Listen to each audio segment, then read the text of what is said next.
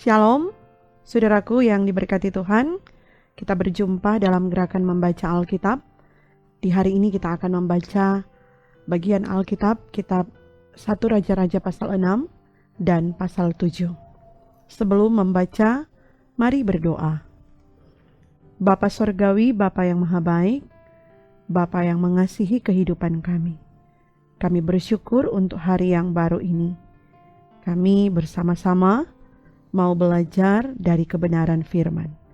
Karuniakan kami kuasa Roh Kudus-Mu untuk boleh mengerti kebenaran firman-Mu.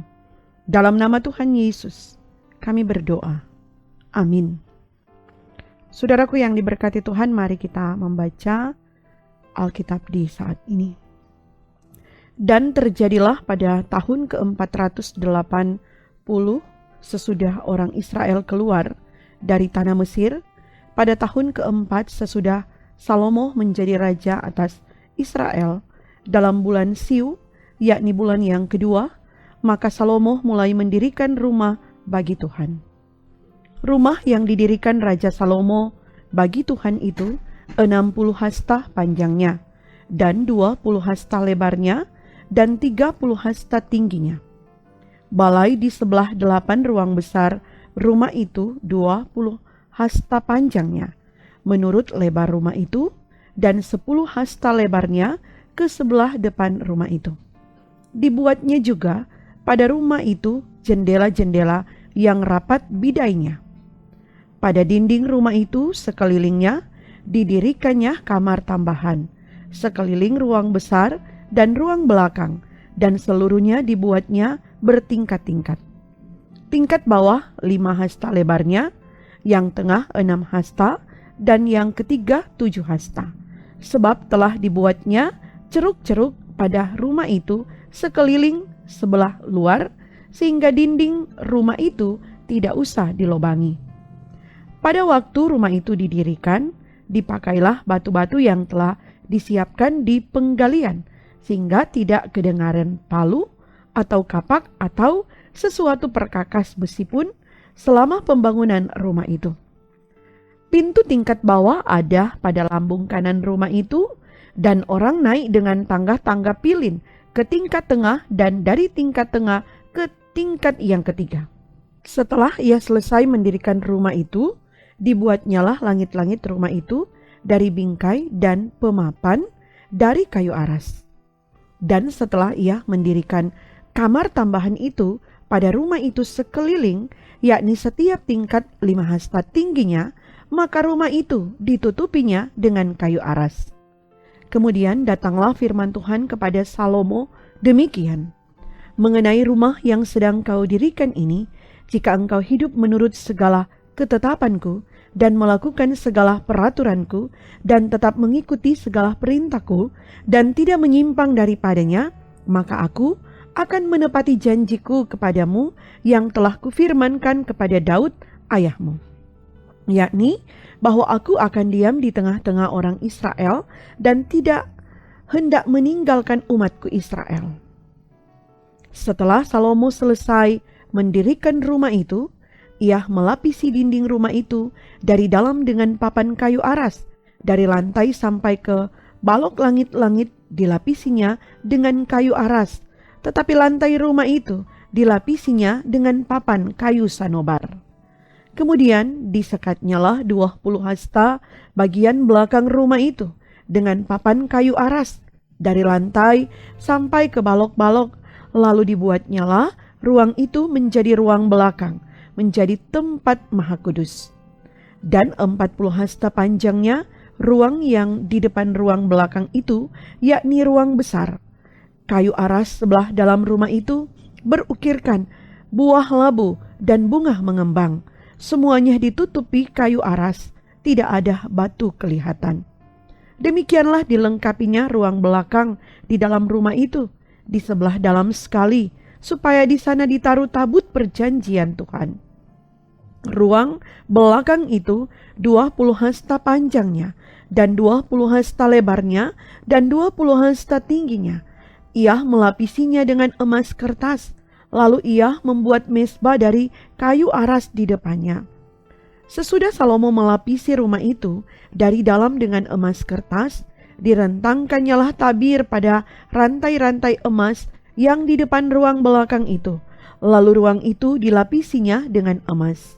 Seluruh rumah itu dilapisinya dengan emas, ya rumah itu seluruhnya. Juga seluruh mezbah yang di depan ruang belakang itu dilapisinya dengan emas. Selanjutnya, di dalam ruang belakang itu dibuatnya 2 kerub dari kayu minyak, masing-masing 10 hasta tingginya. Sayap yang satu dari kerub itu 5 hasta panjangnya, dan sayap yang lain juga 5 hasta. Sehingga dari ujung sayap yang satu sampai ke ujung sayap yang lain 10 hasta panjangnya. Juga kerub yang kedua adalah 10 hasta panjangnya, dan kedua kerub itu sama ukuran dan sama potongan badannya. Tinggi kerub yang satu 10 hasta, dan demikian juga kerub yang kedua. Maka ditaruhnyalah kerub-kerub itu di tengah-tengah ruang yang di sebelah dalam sekali. Kerub-kerub itu mengembangkan sayapnya, sehingga kerub yang satu menyentuh dinding dengan sayapnya, dan kerub yang kedua menyentuh dinding yang lain. Sedang sayap-sayap yang arah ke tengah rumah itu bersentuhan ujungnya. Dan kerub-kerub itu dilapisinya dengan emas. Dan pada segala dinding rumah itu berkeliling ia mengukir gambar kerub, pohon korma dan bunga mengembang, baik di ruang sebelah dalam maupun di ruang sebelah luar.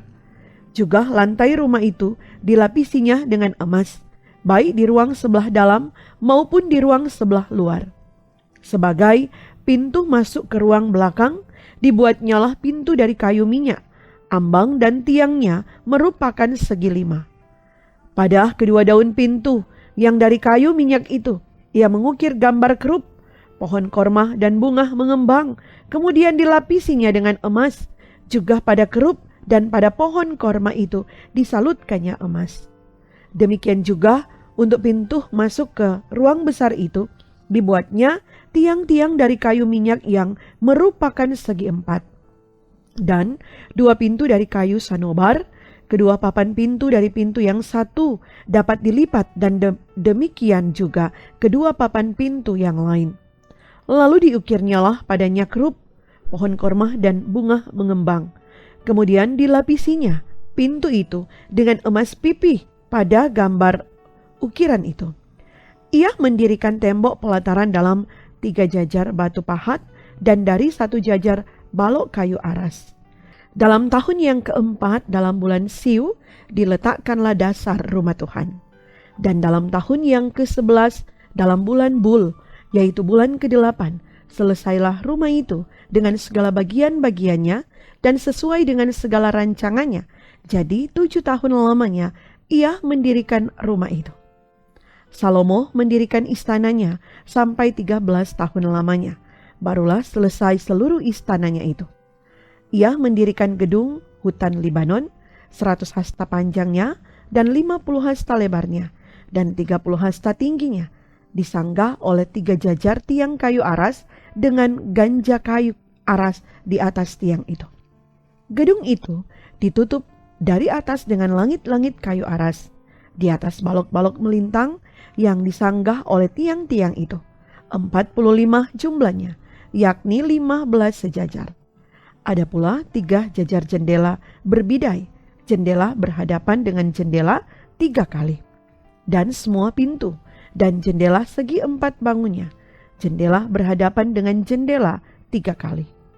Ia membuat juga balai saka, 50 hasta panjangnya dan 30 hasta lebarnya, dengan di sebelah depannya sebuah balai lagi yang bertiang dan bertangga di sebelah depannya. Dibuatnya juga balai singgasana tempat ia memutuskan hukum, balai pengadilan yang ditutupi dengan kayu aras dari lantai sampai ke balok langit-langit. Dan gedung kediamannya sendiri di pelataran yang lain, lebih ke sebelah dalam lagi dari balai itu, adalah sama buatannya. Dan bagi anak Firaun yang diambil Salomo menjadi istrinya, dibuatnya juga sebuah gedung sama dengan balai itu. Tembok dari semuanya ini dibuat dari batu yang mahal-mahal, yang sesuai dengan ukuran batu pahat, digergaji dengan gergaji dari sebelah dalam dan dari sebelah luar, dari dasar sampai ke atas, dan juga dari tembok luar sampai kepada tembok pelataran besar. Bahkan dasar gedung-gedung itu dari batu yang mahal-mahal, batu yang besar-besar, batu yang 10 hasta, dan batu yang 8 hasta. Di bagian atas ada batu yang mahal-mahal, berukuran batu pahat, dan kayu aras juga. Sekeliling pelataran besar ada tembok dari 3 jajar batu pahat dan 1 jajar balok kayu aras. Demikian juga sekeliling pelataran dalam rumah Tuhan dan balainya. Kemudian Raja Salomo menyuruh orang menjemput Hiram dari Tirus. Dia adalah anak seorang janda dari suku Naftali, sedang ayahnya orang Tirus, tukang tembaga. Ia penuh dengan keahlian, pengertian, dan pengetahuan untuk melakukan segala pekerjaan tembaga. Ia datang kepada Raja Salomo, lalu melakukan segala pekerjaan itu bagi raja. Ia membentuk 2 tiang tembaga, tinggi tiang yang 18 hasta dan dapat dililit oleh tali yang 12 hasta panjangnya. Tiang yang kedua demikian juga. Dibuatnya juga 2 ganja untuk ditaruh di kepala tiang-tiang itu dari tembaga tuangan, tinggi ganja yang 1 5 hasta dan tinggi ganja yang kedua 5 hasta. Dibuatnya pula 2 jala-jala untuk ganja yang ada di kepala tiang itu. Jala-jala itu semacam kawat berpilin, semacam untaian rantai. 1 jala-jala untuk ganja yang 1 dan 1 jala-jala untuk ganja yang kedua. Kemudian dibuatnya juga buah-buah delima, 2 jajar berkeliling pada jala-jala yang 1 untuk menutupi ganja yang di ujung tiang itu. Dan demikian pula dibuatnya pada ganja yang kedua. Dan ganja yang di kepala tiang dekat balai depan itu berbentuk bunga bakung, tingginya 4 hasta, yakni ganja-ganja yang di atas kedua tiang itu, di sebelah atas sekali lewat jala-jala yang meliliti perut ganja itu. Dan buah-buah delima ada 200 berjajar berkeliling pada ganja yang 1. Demikian juga pada yang kedua. Kemudian tiang-tiang itu didirikannya dekat balai ruang besar. Ketika ia mendirikan tiang kanan, ia menamainya Yakin. Ketika ia mendirikan tiang kiri, ia menamainya Boas. Dan setelah bentukan bunga bakung itu ditaruh di kepala tiang-tiang itu, maka siaplah pekerjaan membuat tiang-tiang itu. Kemudian dibuatnyalah laut tuangan yang 10 hasta dari tepi ke tepi, bundar keliling 5 hasta tingginya, dan yang dapat dililit berkeliling oleh tali yang 30 hasta panjangnya. Dan di bawah tepinya ada gambar buah labu yang mengelilinginya. Sama sekali 10 hasta, 10 dalam sehasta, merangkum laut itu berkeliling. Labu itu 2 jajar, dituang setuangan dengan bejana itu. Laut itu menumpang di atas 12 lembu, 3 menghadap ke utara dan 3 menghadap ke barat, 3 menghadap ke selatan dan 3 menghadap ke timur. Laut itu menumpang di atasnya, sedang segala buntut lembu itu menuju ke dalam. Tebal laut itu setapak tangan dan tepinya serupa tepi piala, seperti bunga bakung yang berkembang. Laut itu dapat memuat 2000 bat air. Selanjutnya dibuatnya 10 kereta penopang dari tembaga. 1 kereta 4 hasta panjangnya, 4 hasta lebarnya, dan 3 hasta tingginya. Beginilah bentuk kereta penopang itu.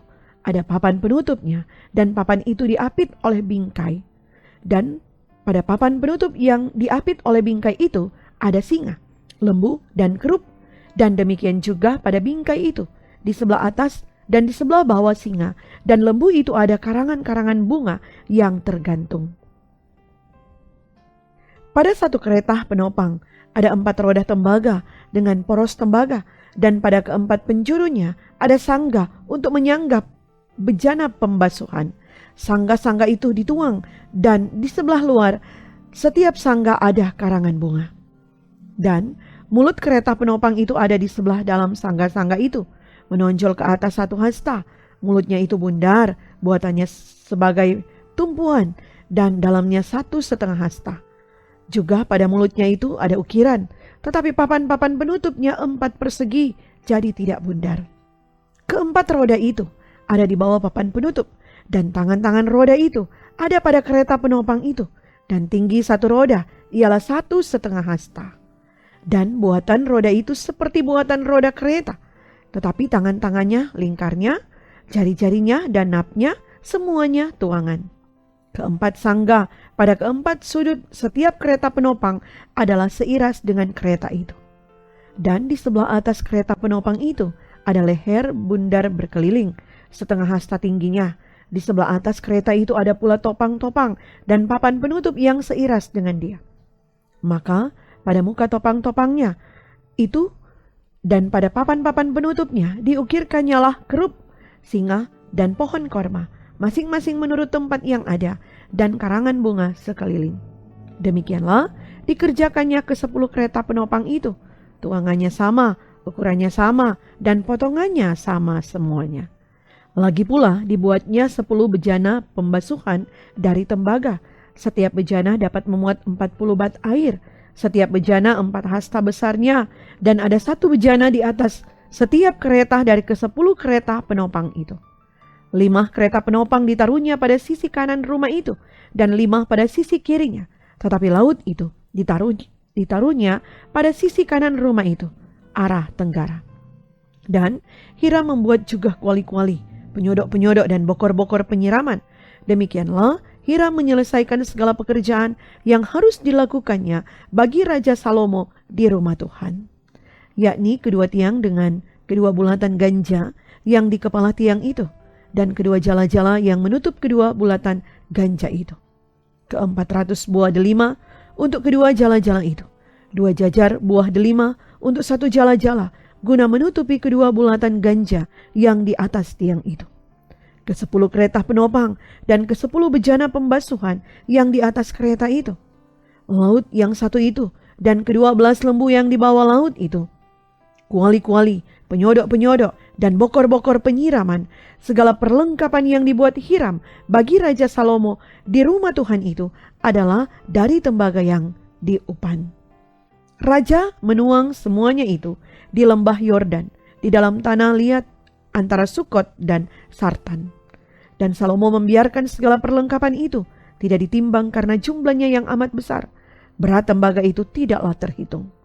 Salomo membuat juga segala perlengkapan yang ada di rumah Tuhan, yakni mezbah emas dan meja emas, tempat menaruh roti sajian. Kandil-kandil dari emas murni, 5 di sebelah kanan dan 5 di sebelah kiri, di depan ruang belakang, kembang-kembangnya, lampu-lampunya, dan sepit-sepitnya dari emas. Pasu-pasunya, pisau-pisaunya, bokor-bokor penyiramannya, cawan-cawannya, dan perbaraan-perbaraannya dari emas murni, engsel-engsel untuk pintu ruang dalam, yakni tempat maha kudus, dan engsel-engsel untuk pintu ruang besar bait suci dari emas. Maka genaplah segala pekerjaan yang dilakukan Salomo di rumah Tuhan itu. Kemudian Salomo memasukkan barang-barang kudus Daud, ayahnya, dan menaruh perak, emas, dan barang-barang itu dalam perbendaharaan rumah Tuhan.